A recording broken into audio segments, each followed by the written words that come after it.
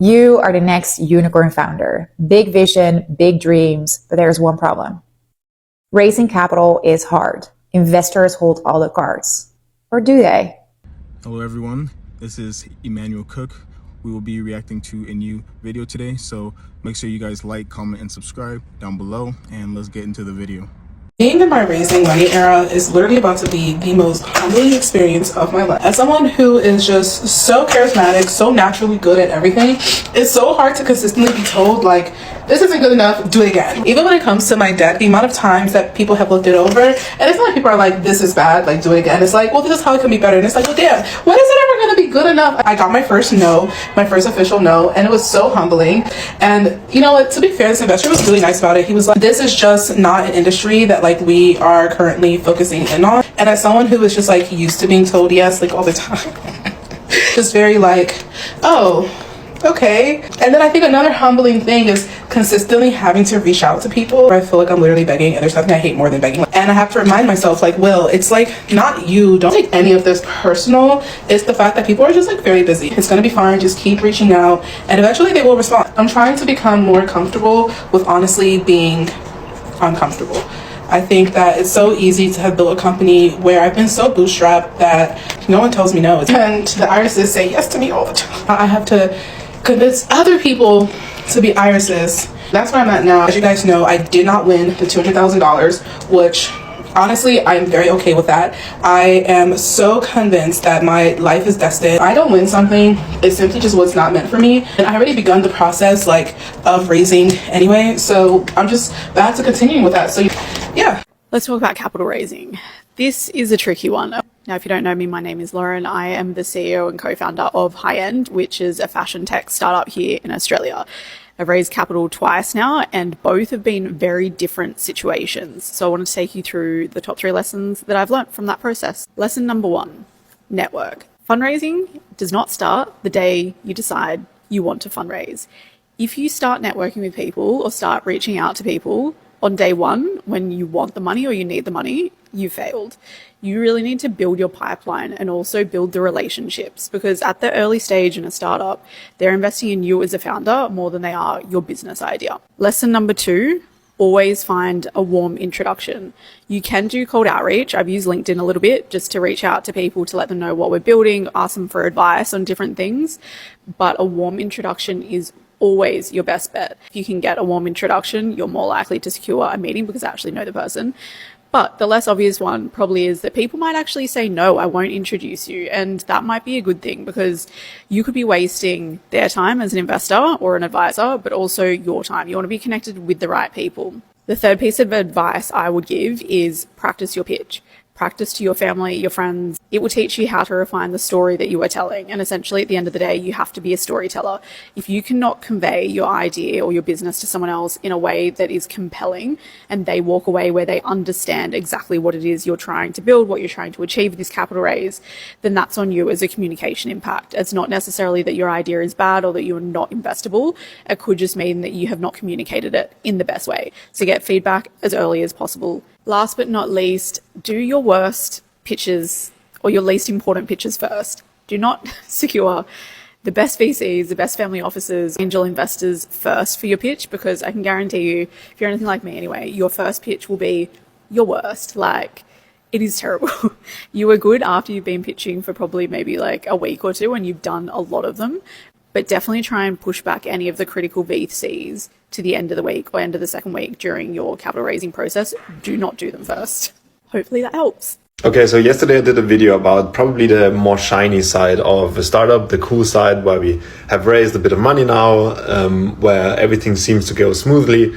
But I want to talk about the not so bright side as well today, because I don't like that social media is basically always telling you that everything is perfect. And the truth is about the money we raised so far is that we worked for that for months, if not years, to get where we are now. And that we got tens, if not hundreds of no's of investors all the time, that we built a product that didn't work and we built a second one that seems to work now. That is the honest truth as well, because I don't like telling you that everything went perfectly when it just not. And that is the case for most startups or most businesses, that they have to grind through days where they don't want to work and they have to be resilient all the time because people are telling them it's not gonna work, and you still have to believe it. So the fact that we have raised money now from investors and also from a grant and so on is very cool, and we are proud of that. But the truth is also it was a ton of work and it didn't happen overnight. And that is so important to me to share, because if you are in the midst of this process of building a business or a startup, it is just normal that you have to grind. And if you see those people succeeding, usually it is due to the fact that they are working as hard as you do at the moment until they get rewarded. I am going to be raising investment. The time has come. I've put it off so long. I've bootstrapped for 2.5 years, but it's come when I need to raise investment. With the business growing, I have to keep investing a lot of money into stock. All of my profits last year, I'm then having to put into my production run in January, end of this month. So basically that means I have no money left to get someone to help me with sales or spend on marketing. So yeah, the time has come. I have absolutely no idea what I'm doing in terms of raising investment. So I thought I will document it for everybody to see. So this is day one of trying to raise investment. If anybody on here has any ideas, then please drop me a message. I do think I'm going to be going down the crowdfunding route with me being food and drink. I think that'd be really cool to have more customers and to get my customers involved. A lot of my customers already have said they want to invest. So I just think that'll be best for me, a bit like how Brewdog did it. So yeah, follow along to see the journey and the ups and downs and probably many tears that I have on the investment journey. In 2019, I founded a startup. And it was incredibly hard to raise funding. Like, out of all the challenges that you will have as a founder of a company, the main issue that you will have is raising capital, especially if you do not have a network. I had amazing deals lined up. I had a couple deals just lined up, and I contacted everybody, all the banks in my area, all the banks in the deals area, and all of these things. And they still wanted some money up front. And it is hard, especially if you have a great idea. Finding funding for that idea is very challenging. At least your first round is a lot harder. But over times, it does get easier. Here's the exact formula I used to raise $30,000 for my startup at age 20. Get ready with me. I co-founded a medical technology startup during my junior year at Cornell. We designed a toenail trimmer for people with mobility issues, so our users were primarily seniors and people who had hip or back injuries. This was a capital-intensive hardware device, so we needed to raise money ASAP. How did I raise $30,000? Number 1, I applied to as many pitch competitions as possible. There's a crazy amount of money waiting to get funneled into high-growth startups, and it just takes a simple Google search of pitch competitions in your industry. We ended up getting funded by the New York State Department of Health, Cornell University, and Stony Brook University this way. My company also made it to the top 10 final round of Procter & Gamble's pitch competition, which connected us with multiple angel investors. These competitions are an amazing opportunity for free publicity, meeting investors, and raising money. Number 2, I applied to startup accelerators. My company was accepted to Cornell's eLab Startup Accelerator, which provided tons of funding, mentorship, and connections. During one of the accelerator's annual events, I pitched my company to investors at the New York City World Trade Center. We got to meet tons of interested investors this way. We also got to the last round of interviews with Techstars, which is the second most popular accelerator after Y Combinator. Even though we weren't accepted, the interviews were great practice for our later conversations with angel investors. Number 3, I applied to grants. That's how we got funded by the National Science Foundation to conduct customer discovery interviews. The National Science Foundation has a specialized arm called Innovation Corps just for startups to further innovation by interviewing their customers, and we were a part of it. Number 4, this is probably the most important. Don't get discouraged from a lot of rejections. Hearing no is a perfectly normal part of the startup game. I'm just sharing a few of our successes right now, but it can be really difficult to stay motivated when it feels like the world is against you and your startup growing. Remember to be patient and be kind to yourself. Engage in a lot of self-care and take every piece of feedback as a gift. because it truly is one of the best ways to improve your company's pitch and your eventual chances of getting funded. That's it for today's startup story time. I had so much fun sharing about this with you all. Let me know if you have any questions. Love you. Bye. I built a multi-million-dollar wellness brand, and this is how we financed our startup. Instead of having a wedding, we used that money to launch Array and didn't end up raising from investors for a year and a half into the business. If possible, I recommend you don't raise money at the beginning, because what it'll do is allow you to learn how to scrappily grow your business and not just throw money at things.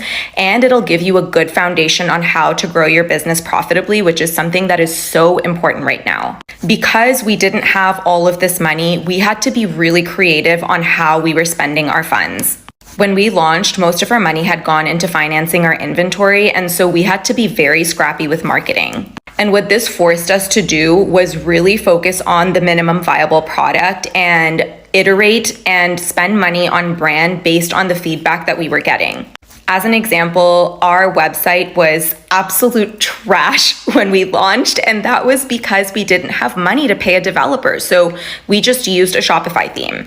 The other advantage of waiting to raise money is that when you are able to show revenue numbers that are impressive when you go in for your first fundraise, it allows you to retain more equity, and also you go into a fundraise from a place of power where investors kind of know that, or I guess they have more conviction that you know what you're doing. So the caveat to what I'm saying is if you need a ton of money to get started, okay? In that case, go raise money. If you need $100,000 or $500,000 or whatever it is that you need to get started, then of course you go raise money. But I'm talking specifically if you need $20,000, $30,000, $50,000 to raise money, to launch your business, you can go about doing it in creative ways. As an example, you can do a friends and families round. You can see if you can get a loan. If you have savings, you can use some of those savings to start your business as well. For example, I spoke to Natalie Holloway, who is the co-founder of Bala, on how she got her business started. And if you guys know anything about Bala, it is a huge company. And she did it by raising from friends and family. And she shared exactly how she did it on this episode. I also had Maggie Sellers on the podcast talking about how to get your business started and how to kind of circumvent needing to raise at the very beginning of your startup career. Now, if you are at the point where you need to raise venture capitalist money, which means usually a bigger check, then go listen to this episode I did with Tina Busaba, who is a venture capitalist. She shared a ton of information on what she looks for when vetting businesses, how you should approach investors, what your general approach should be when you're raising money. It's a value-packed episode for anyone who's looking to raise money, because this is directly from the horse's mouth, and Tina is one of our investors at Array. I hope this was helpful. The main takeaway here is that I think fundraising is often made out to be this very sexy thing with Forbes articles and TechCrunch and all of those things. But at the end of the day, fundraising takes you out of building your business because you are constantly on calls with VCs and angel investors, and it is a grueling process. So it is in your advantage to prolong this process until you have a business that you can stand behind. That way as well, you give up less equity in the future. So I hope that you take this away with you. And if you have questions, just leave them in the comments. A quick reminder, please remember to like, comment, and subscribe down below. And let's continue the video. Gatekeeping contacts, specifically when it comes to raising money for your business and funding. You will come to find as you start to look to raise money, people in your inner circle or your friends or some people that you may know in passing will gatekeep, hold back their network from you, will not make the introduction for you, or act like they don't know anybody that can help you, or be very selective in who they introduce you to. Now, this is for many reasons, but this is exactly why I continue to press the fact of do not rely on your friends. Do not rely on your friends and family when it comes to funding for your business, okay? You will come to find that people do this for numerous reasons. One, they might deep down not believe in you and your product when it comes to business, and this could even be your friends, okay? It's sad but true. Number two, they might be raising money for their own venture, so they don't really want to share the pie, which is a very big no-no to all the people who do that. I actually know people who do that. People don't think I know that they're doing that, but I know that they're doing that. Don't be one of those people, guys, if you're watching this video. Thirdly, sometimes people just feel uncomfortable of opening up their network. Totally fine. Some people who are not in this business do not understand that asking people for money when it comes to legitimate great business plans, great business ideas, there are people who are serious investors who are looking for deals like this all the time. Okay? So in all, make sure you expand your network outside of your friends and family, okay? Which I'll do a couple other videos on that because I know it's easier said than done. But don't get discouraged when you do talk to people that you thought would help you, that you thought would open up their Rolodex to you, and they don't do it. Don't take it personal. That karma and all that is going to be on them because it will come and haunt them later on in some juncture, okay? Because there is enough of the pie to go around for everybody. And people who hold on tight to their contacts for reasons of their own self-interest, it really won't pay off. So don't worry about them. Don't let it discourage you, okay, whatsoever. Just be aware that this will happen more than likely when you're looking for funding. So keep pressing on, guys. I'm rooting for you. As for me, one thing that I do not like is family asking for funds for a startup. That is one thing I do not like. Go out there and raise your own funds. Stop relying so much on people that you know. It puts them in a very strange place. And if they say no, you get offended. Go out there, raise funding from strangers, not from people that you know. Rule number one of trying to raise funding is don't. What am I going on about? Let me tell you. I had a conversation with a venture capitalist friend of mine. This guy manages like hundreds of millions of dollars in venture capital funds. So when we were launching IT Varsity Online, I went up to him. I said, I need to raise funding. And his immediate answer was, I can give you funding because I believe in you and I believe in your idea. But, and he put his big but in the way, and that was one of the most important lessons in my life. He said, you haven't started yet. All you have is an idea, a good idea, but all you have is that. If I invest in you now, I call the shots. Remember that. I will value your idea in terms of the dollar value of it, and I will dictate to you what equity I want in your business. However, if you went and you bootstrapped this business, you started it on your own, you put sweat equity, your own savings, whatever you required into it, and you made the business self-sustaining. At the very least, it was meeting its own expenses, maybe not making a lot of money, but just self-sustaining. And then you came back to me, then you call the shots. You dictate the valuation, you dictate how much of equity I want, because now the risk is much lower. The risk to me at the seed stage is much higher, and the risk to me in the stage where the business is already existing and self-sustaining is much lower, and it's much easier to predict the outcome of the business. And it tells me also that you have the ability to take a business idea from ideation all the way to inception to actually generating some revenue, and that's where you are the king. So remember that, guys. For those of you that are thinking of starting a business, as far as possible, try and bootstrap. I know it's not going to work with every type of business, but in my experience with most type of businesses, you can bootstrap. So don't worry about funding, just get started. Hey guys, my name is Danny Chan. I was a CEO and co-founder of a wearable tech startup that sold to another unicorn healthcare startup called Sword Health back in 2021. And today we're going to talk about whether or not you should raise venture capital money. So it's really easy to get caught up in the glamour of TechCrunch or so forth, like, oh, they raised $20 billion, and you're like, I should go do that, right? But before you go start your fundraising path, the things you have to consider is that when you start fundraising, it, for me, starts a timer. And what that means is that when you take outside capital from institutional investors, you now have a set time that they expect, the investors expect, in like a 12, 18, maybe 20 cycle, depending on the industry you're at, to show the next proven metrics to get you to that next round. And when I say next round, I mean, going from these pre-seed to seed to Series A, right? And so what I see a lot of times is that when you're really not ready or in that position that you believe you can actually use that cash to go to that next big milestone within that, let's say, 18-month time frame, you start getting to these very dangerous positions where you're just taking money and it's almost inducing this false sense of security that, oh, I have the money, but then now you're chasing these metrics that you probably may not even be able to hit within 18 months. And then it becomes really difficult because when those 18 months pass and they come back and like, hey, where are the metrics? Time to raise the next round. And you're like, oh, like I don't have it. I need more time. It begins this really tough cycle of the narration of like how your startup is, how your growth is. And so I think it's really mindful to make sure you're in that right position to actually start fundraising, because once you start fundraising, it never stops. You're always fundraising from then on. So I'm back with day 2 of my VC content. I'm going to talk about where are venture capitalists raising money from today.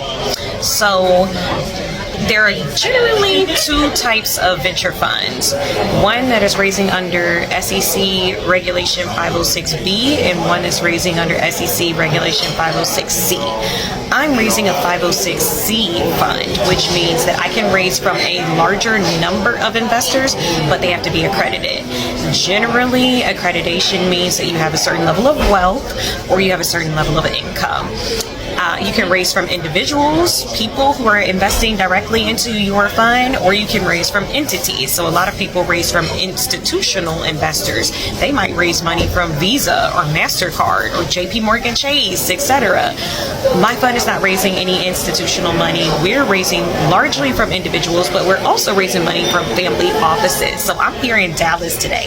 I flew in for today on some pure business type stuff. Like I flew in to meet with someone who's in a family office in Dallas. And if you don't know what a family office is, it's generally an office that a wealthier family would put together to manage their wealth, do all their estate planning, tax planning, etc. It's supposed to streamline the process of managing their wealth and wealth transfer from generation to the next generation. Now, family offices don't necessarily have to be limited to just a single family. So the family office that I'm meeting with here manages the wealth of multiple professional athletes who are not related, but who have related issues, and they want to be able to grow their wealth together and also make investments together. And I'm hoping they're going to make an investment in your girl. So I flew to Dallas for today. Sit down and meet with the investor. In this industry, a lot of times the face-to-face still beats the Zoom. So sometimes I will get on a plane and make things happen because I do want to sit down and be in front of somebody if I'm going to be asking them for money. Outside of institutional investors, I also have a lot of individual investors. So I have friends who are investing in my fund. I have former co-workers who are investing in my fund. An accredited investor is typically somebody who has made more than $200,000 for a couple years in a row, or who has more than $1 million in net worth.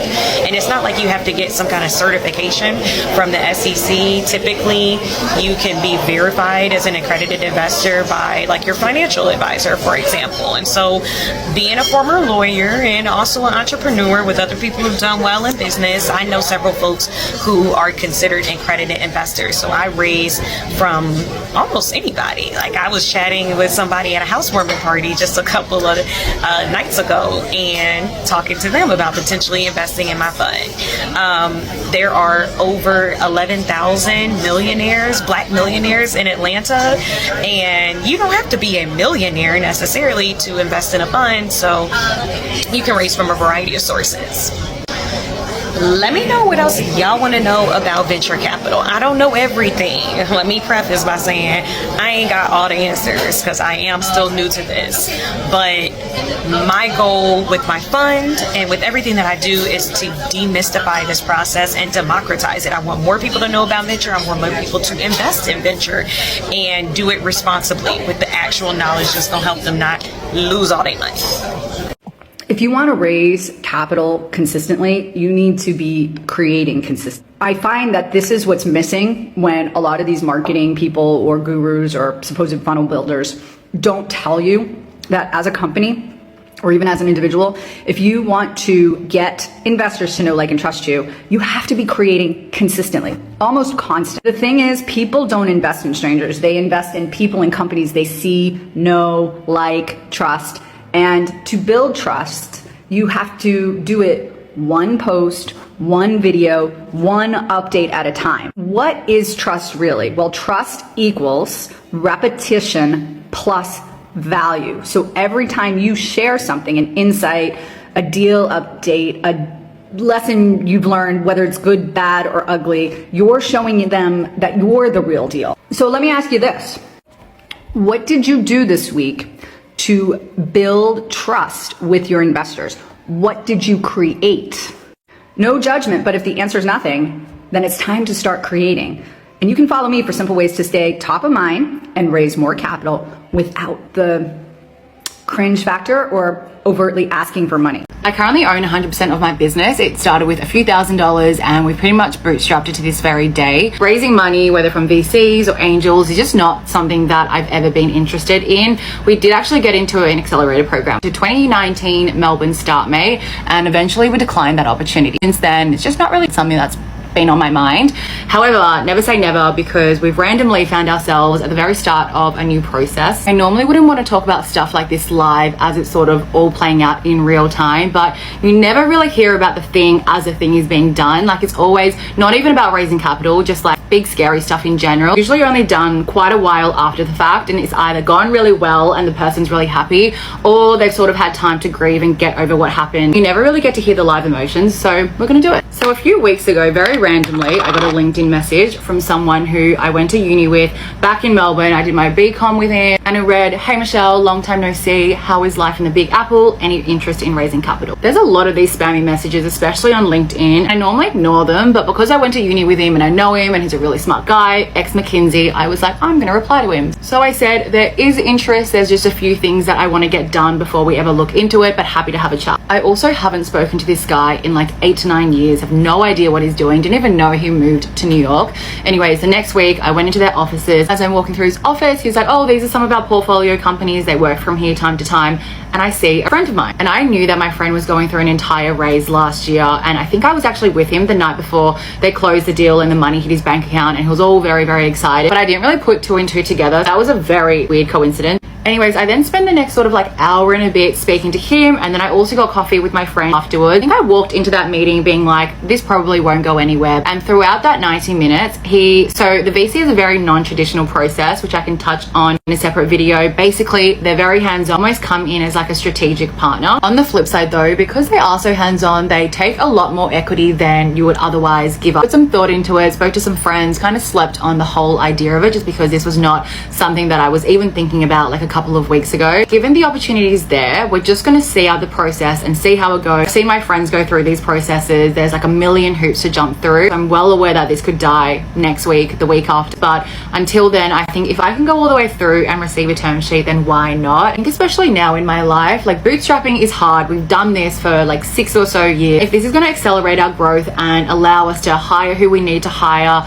develop the products that I want to develop at a much faster pace, like that really excites me. Anyways, next steps. So I went back to my friend and I said, let's keep the conversations going. He said he would bring it to the investment committee. He messaged the next day saying that they want to continue conversations. So I'm meeting with the COO later this week, and then I don't really know from there. I will keep you guys updated, and who knows, we might get a term sheet at the end of this. I recently raised just about $4 million in venture capital funding for my startup, and here's my biggest learning and advice if you're ever having to raise money for a business. The most critical thing you have to think about as you're raising money is, how do you give the investor no excuse? When you go into any fundraising conversation, subconsciously the investor is looking for a reason to say no. These are the objections to the pitch. The market's not big enough, there's too much competition, this isn't the right team. So to prepare for fundraising, you should list out every single reason why an investor would not invest in your startup. This is the exercise to find every hole in your pitch. So when you're pitching and the investor starts to object, you don't give them the excuse because you've prepared. You know what are the objections. The best way to fundraise is to be empathetic. Step into the investor's shoes and understand exactly why they'll say no. When you do this right, you give the investor no excuse but to invest.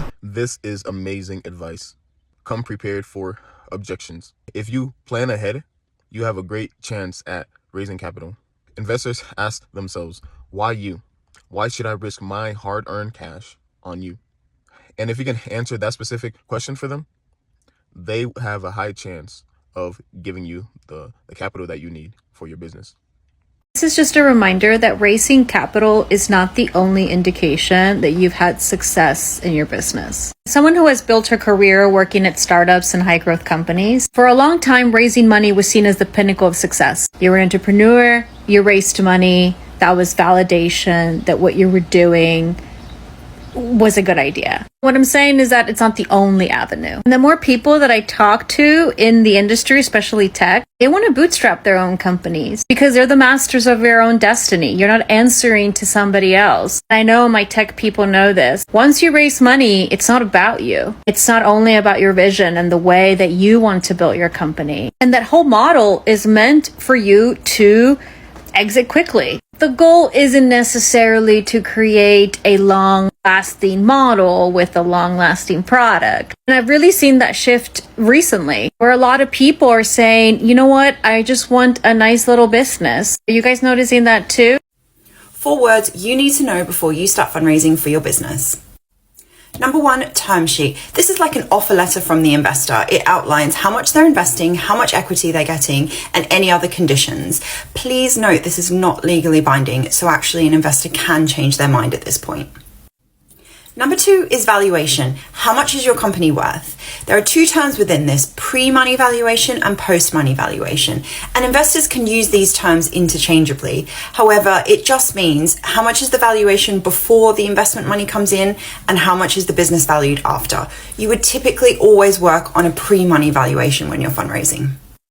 Number 3, data room, and this is a really important one through the due diligence process of fundraising. It's effectively like a data dump of all the materials to do with your business, financials, legals, contracts. It's really important that this is tidy because if it's in chaos, investors will also assume your business is, and that is a major red flag. Number 4 is dilution. When you raise money for your business and you give away equity, it means your own ownership percentage shrinks. It's really important to do the math on this before you sign any term sheets. Raise too much too soon and you could be left with barely anything at the end. Fundraising is not complicated as long as you understand the terminology and understand what questions to ask. There is another video following up after this about smart questions to ask in an investment meeting. Hey guys, I'm back again with some pointers on raising capital. Currently, I'm in another raise right now for this company, again, Play. And I just thought it'd be a good time to talk about some of the things that you should look out for and some hurdles that you may have. Number 1 being, as you experience going through the process of raising capital, you will begin to notice that if people are hesitant, even if they say that they're interested and they're hesitant after 2 or 3 follow-ups, 9 times out of 10, I would say 9.9 times out of 10, it's a waste of time for you to continue to pursue them. Just let bygones be bygones. Number 2, majority of your bulk share of raising capital, at least has been for us and what I have seen across the board. Again, don't come for me. This might be different, but this is what I have seen across the board. Most of your bulk of your money will not come from friends and family.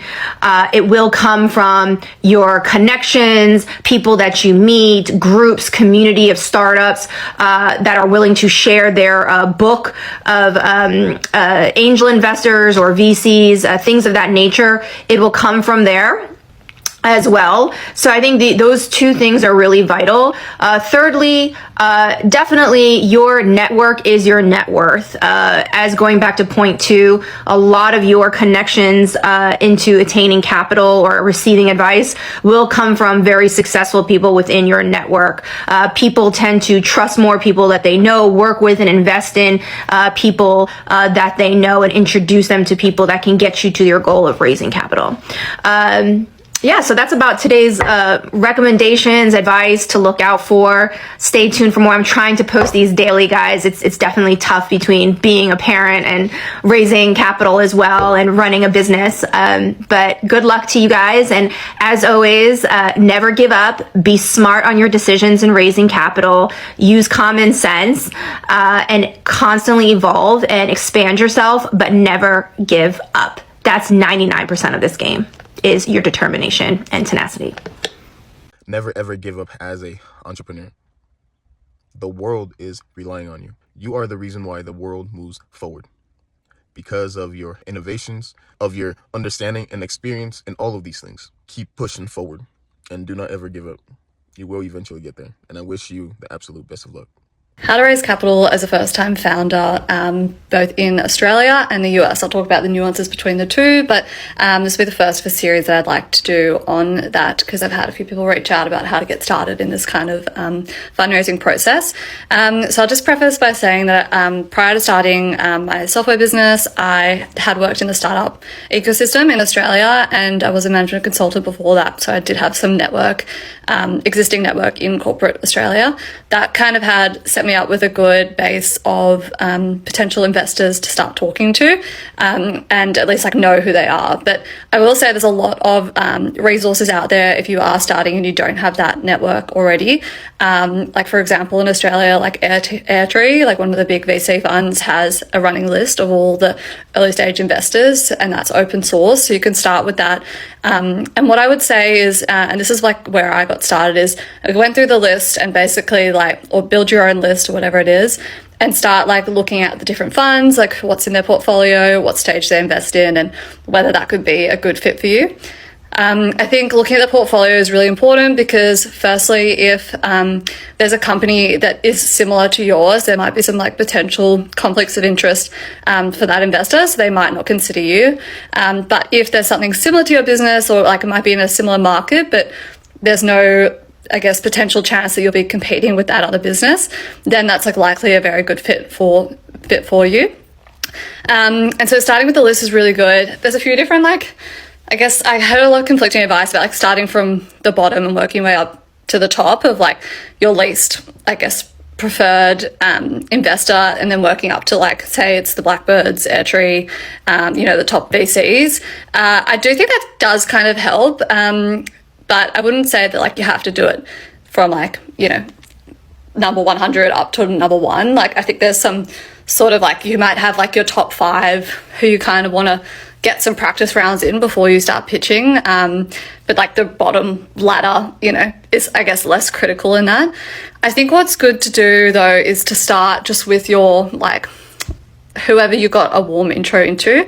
And you might think like, I have no connections like in venture, or I have no idea where to get started. But I think you'll find, and like LinkedIn's super powerful when you start looking at all the different, like if you're looking at a fund and you're okay, like I want to go talk to, I think they could be a really good fit. I want to go talk to one of these investors.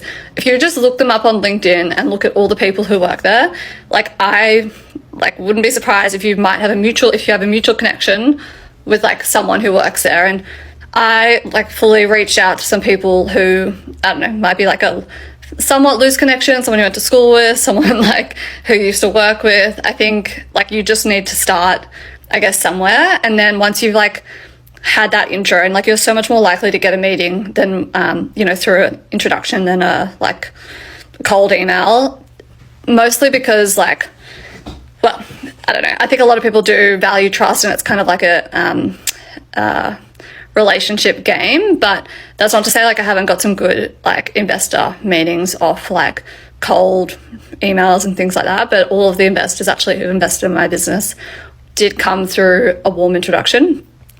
But I will say that, yeah, it's just really helpful to start with like those kinds of people. And then once you start having some of those meetings, just asking like, how, like, can I, even if they say no to your business, you just say like, well, is there like 1 or 2 or like maybe ideally 3 investors who you could introduce me to?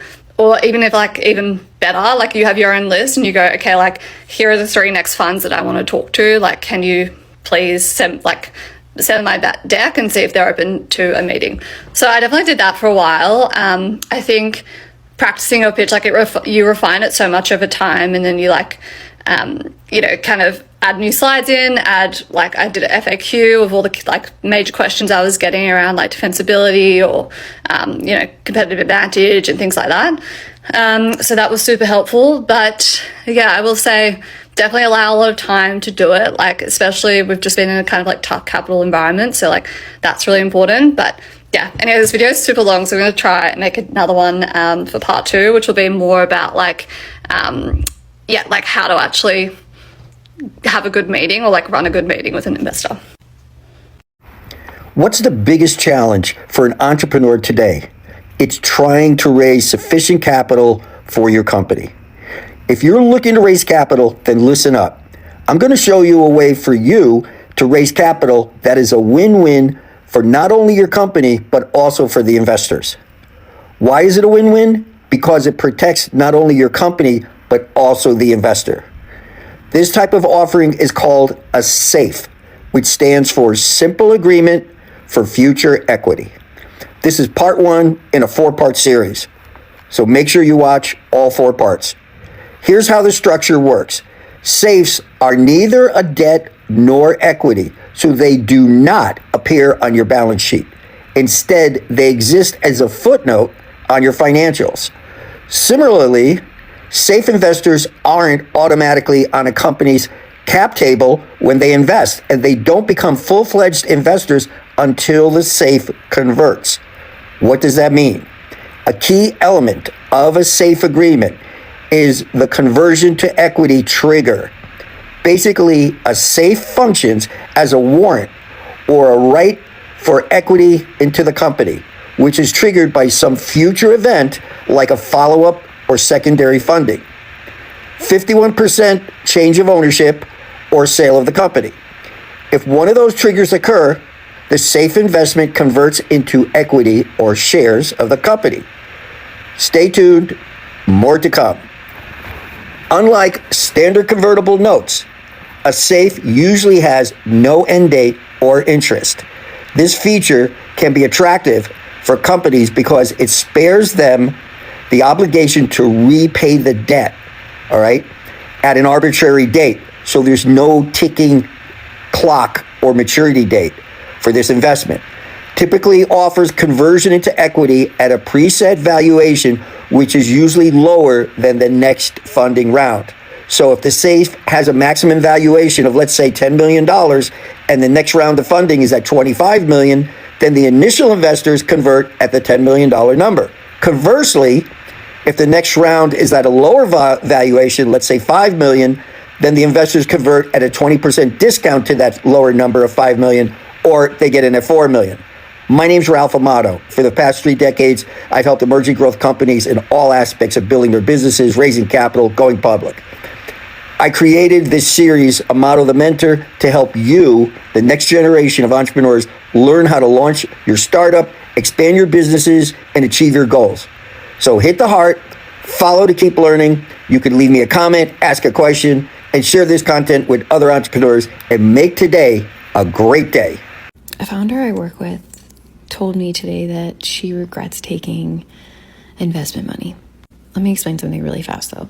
This woman, she is like a master at raising money. She's really good at it. But today she was asking me about, are you going to raise? And I was like, honestly, I have no idea. I have options on the table, but I genuinely have no idea what I'm going to do. I'm focusing on building my product, focusing on my users and these things right now. When it's supposed to happen, it'll happen. And she was like, listen, my advice to you is to lean into what feels right for you.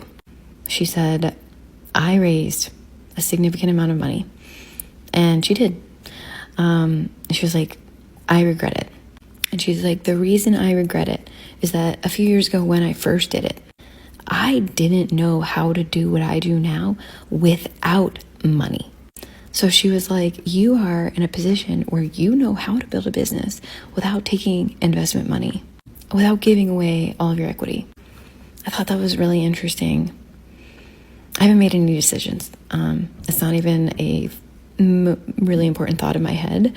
I'm mostly focused on the business right now, because if I can actually make this thing do what I think I can do, maybe I don't need money. I could just do it myself.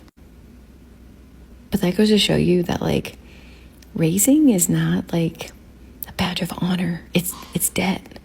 It doesn't mean you just have free flowing cash, despite what you see on the internet and despite we see the tech bros doing in Silicon Valley, just spending money without knowing how to use it. What do you think? I appreciate you guys watching the video today. Please make sure to like, comment, and subscribe down below, and I'll see you guys in the next video.